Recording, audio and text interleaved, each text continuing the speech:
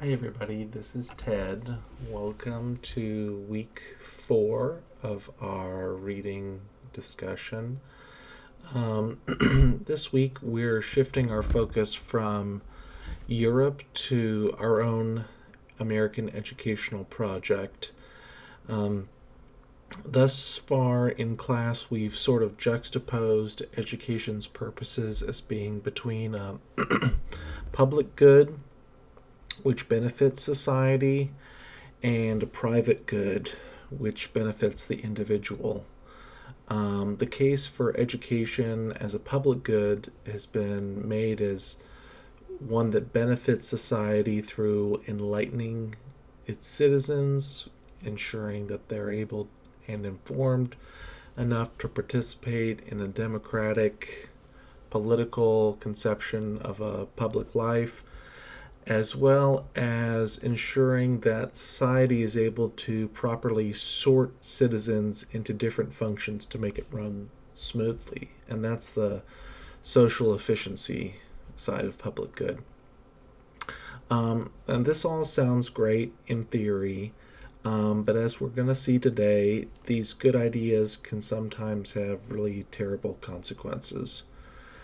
This is especially true when education is conceived of as a tool or an instrument. So this week we're going to be exploring a bit of a heavy topic. So this week we have a stark contrast between our readings. The first two show us the high-minded ideals of education as the foundation of democracy, and we were introduced to that kind of conception in the last 2 weeks. And this first half is articulated by Thomas Jefferson. The second is a harrowing personal account, which shows us a brutal, traumatic reality of how this same concept of education, as an instrument shaping its citizens supposedly for the good of society, was applied to Native American communities. So our task today is going to be figuring out how to hold these ideas together, and understand how this dilemma is kind of one of the core pieces at the heart of the American educational project. So, our first two readings illustrate Thomas Jefferson's lifelong campaign for public education.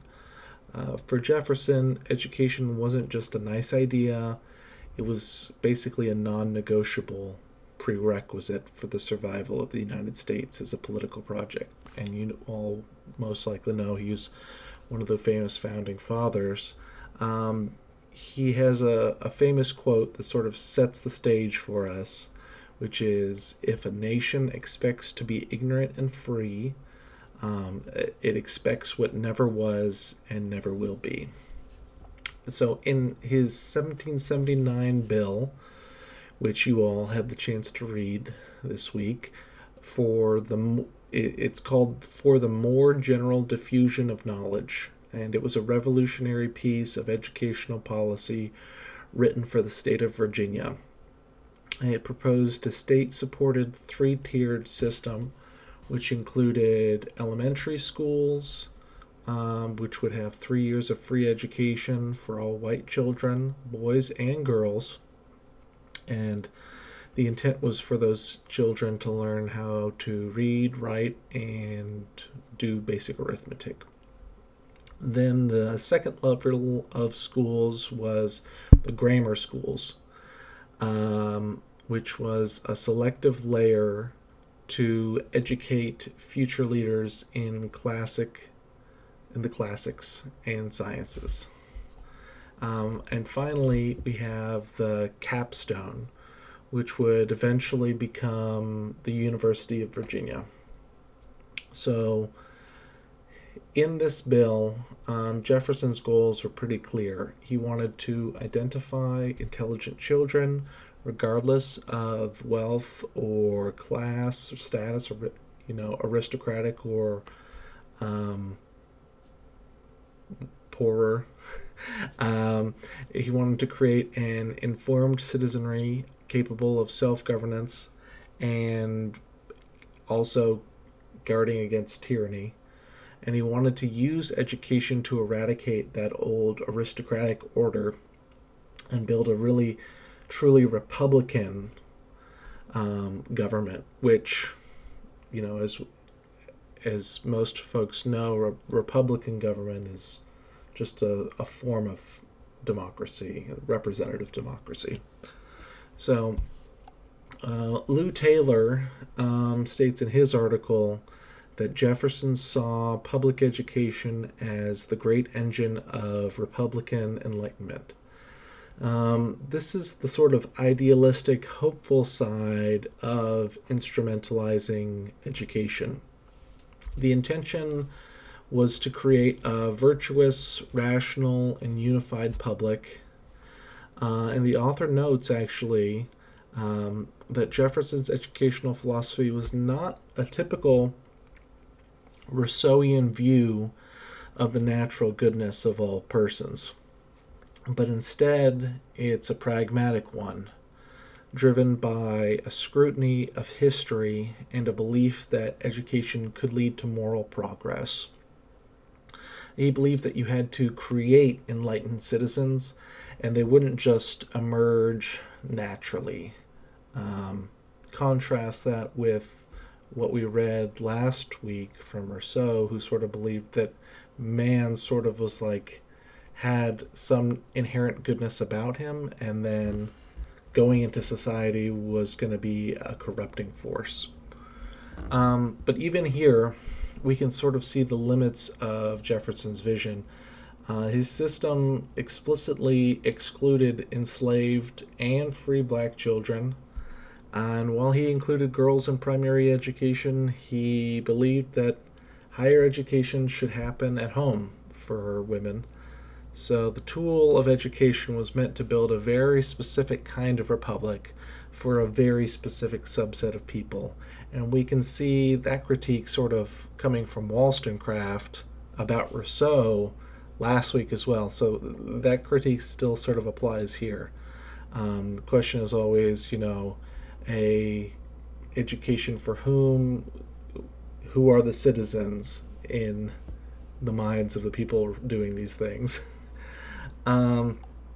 So this leads us to our second devastating reading, which is called Death by Civilization. It's a newspaper article in the Atlantic by Mary Annette Pember.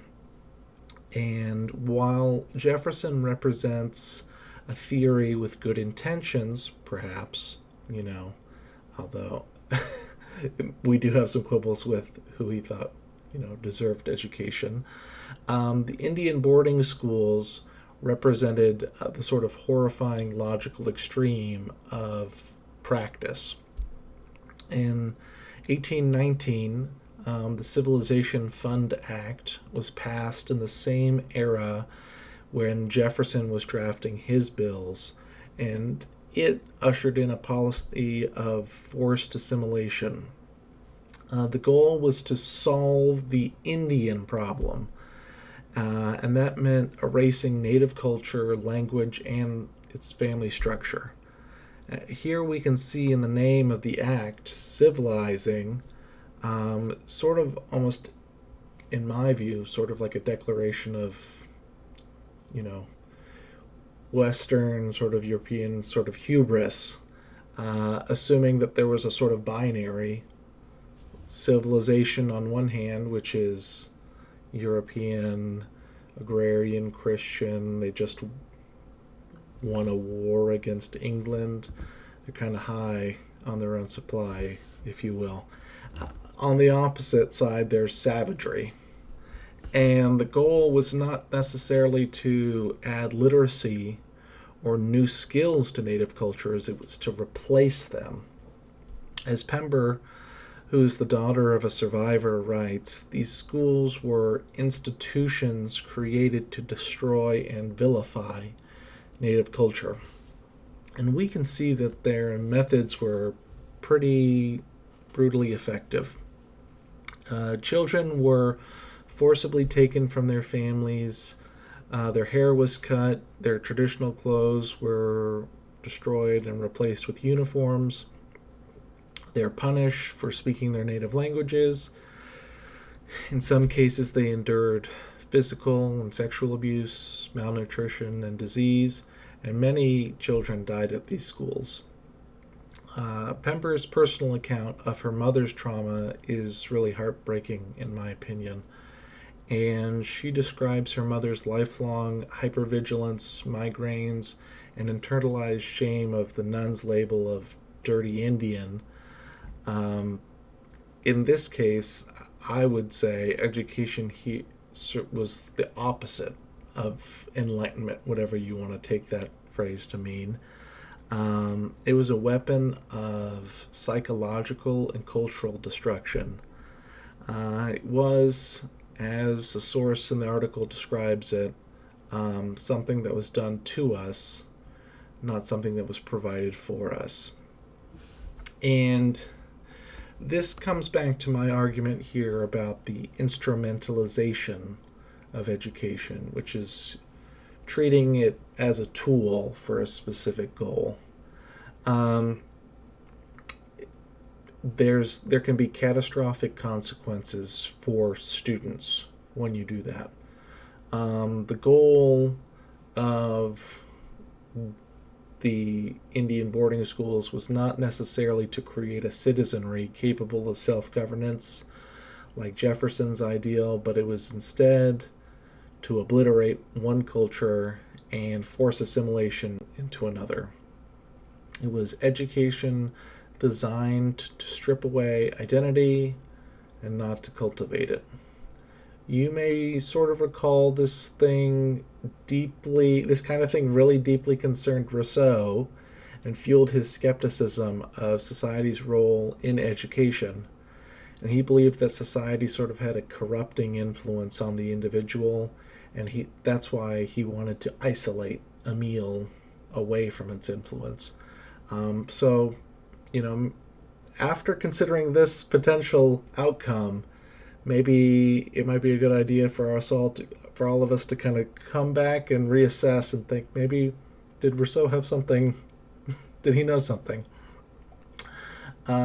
So how do we hold these two sorts of ideas together? The sort of Enlightenment ideal of Jefferson creating a great society, and we can trace this sort of back to Wollstonecraft and even Plato and Aristotle talking about how the state should be involved in education. How can education be this sort of great engine of Republican Enlightenment, but also still a tool for cultural genocide? I think the answer lies in the specific outcome. And both Jefferson and the architects of the boarding schools believed in using education to create a specific kind of American. For Jefferson, the goal was a homogeneous society built around a shared American identity, just based on an idea. It was Republican virtue and Enlightenment rationality, and it wasn't necessarily about a shared identity, shared ethnicity, which in some ways, we often frame that in our society as a positive thing. The melting pot metaphor you may be familiar with, I think that sort of applies here, where many come in, but one identity comes out, American. For the boarding school, I think this really took on sort of an extreme form. It meant the complete eradication of a different culture, to force a homogeneous outcome, and instead of viewing it, as an issue in any way, contemporaries of the time saw it as civilizing. And I think maybe one of the differences is no part of Native American culture was really seen as valuable in this process. And the melting pot didn't really allow anything to be preserved of Native American culture. I think this really hints at maybe one of the core dangers of discussion about public good in education, is that when it's forced, when it's not intended to necessarily empower an individual, it can be a problem. It, the issue that we have, I think, is when education is made to serve a sort of state-defined vision of the good, it can really easily become a tool of oppression. And I think it raises a really important question, and this is going to be something I'm going to throw to you all just to think about.